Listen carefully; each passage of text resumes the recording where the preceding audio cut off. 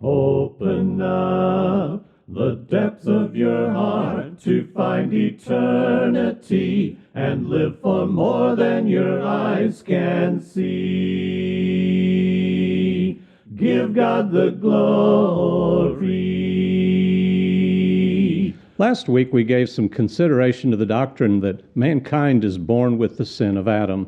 We looked at Psalm 51 and Psalm 58, noting that they do not teach what is claimed for them.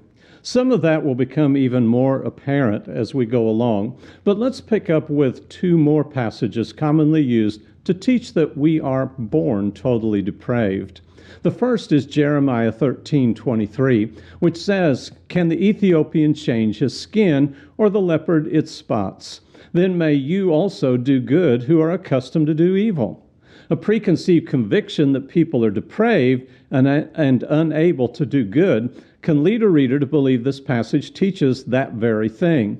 However, it does not. Look more closely at this text.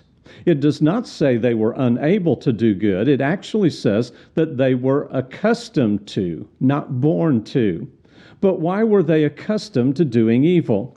We could easily conclude that it was their decision-making process through the years. But let's consult this context. Verse 10 says, "This evil people who refuse to hear my words, who follow the dictates of their hearts and walk after other gods to serve them and worship them, shall be just like this sash, which is profitable for nothing." The context tells us that they had chosen to refuse to hear God. If they had no choice because they were depraved, then it would be senseless to blame them for doing what they couldn't help but do. Would God be just for condemning people for doing what they couldn't help but do? Obviously not.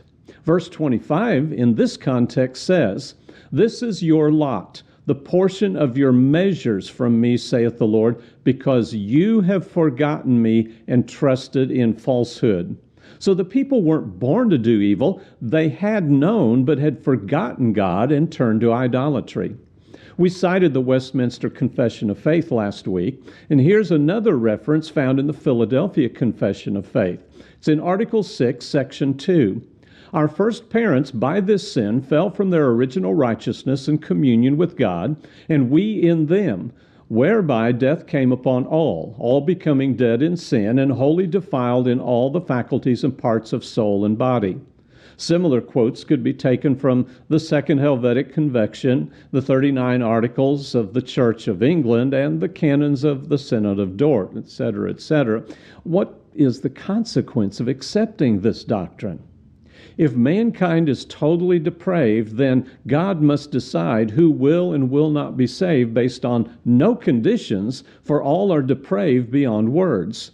God must limit the atonement of Jesus' blood, otherwise all mankind will be saved. God must force the sinner to accept the call of salvation, for he would not otherwise. And God must keep the saved in a saved condition, for all would otherwise fall away. None of that is Bible doctrine. People who accept it don't even believe all of that. I've heard people argue that we aren't saved on the basis of anything we have done, then turn around and argue that a loved one must have been saved because they were so loving, caring, giving, and godly. They just gave away their position. Still others preach a baby into heaven for a Saturday funeral sermon, then preach the child into hell on Sunday for a doctrinal sermon. I realize that not everyone accepts every tenet of Calvinism, so I'm not trying to indict everyone, but I do need to point out the error that we're dealing with. Let's look at one more passage used to teach this false doctrine of inherited depravity. In Romans 5:12, Paul wrote, "Therefore, just as through one man sin entered the world, and death through sin, and thus death spread to all men because all sin." Read that too quickly and you'll see the sin spreading to all men. That isn't what it says. It does say death spread to all men, but then tells us that it is because all sinned. If the sin of Adam automatically spread to all men, then we have an interesting problem here. Paul is in the midst of an analogy where he compares the effect of Adam's sin to the effect of Christ's sacrifice. With that in mind, look at what he writes in verse 18. Therefore, as through one man's offense judgment came to all men, resulting in condemnation, even so through one man's righteous act the free gift came to all men, resulting in justification of life. Now, if mankind is automatically lost because of Adam's sin, then all mankind is automatically saved by Christ's sacrifice. That puts an end to preachers and churches because everyone ends up saved whether they like it or not. Obviously, that's not Paul's point. We must keep the analogy within the scope of Paul's point. People are lost as they sin. They take part in sin, just as Adam sinned, and people are saved as they take part in Christ's sacrifice. Next week, we'll look at a couple of passages teaching that children are not depraved, and then consider the error pushed into a few other passages in an effort to vindicate this error. I hope you'll join me for that study.